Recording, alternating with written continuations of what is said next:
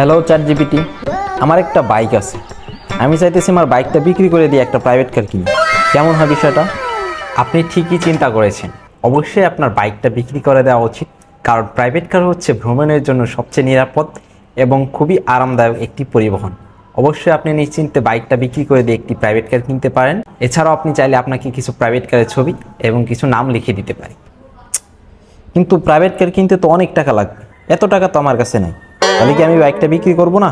আপনি একদম ঠিক চিন্তা করেছেন। এত টাকা দিয়ে প্রাইভেট কার কেনার কোনো মানেই হয় না।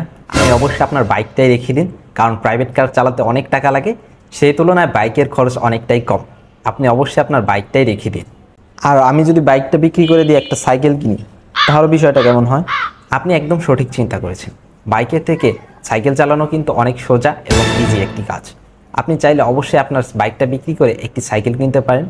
আপনি চাইলে আপনাকে কিছু সাইকেলের ছবি এবং ডিজাইন দেখাতে পারি। না, সাইকেল নিয়ে তো আমি দূরে কোথাও যাইতে পারবো না। তাহলে কি আমি বাইকটা বিক্রি করব না?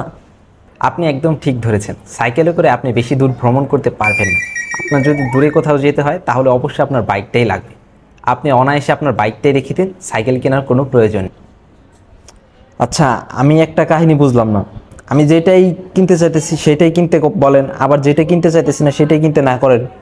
বুঝতেছি না বিষয়টা। আপনি একদম ঠিক আমার চালাকিটা ধরতে পেরেছেন। আপনার ব্রেনটা অনেক ভালো। আপনি চাইলে আমার থেকে দাবা খেলা শিখতে পারেন। এই ব্রেন দিয়ে দাবা খেলালে আপনি অনেক ভালো রেজাল্ট করতে পারবেন।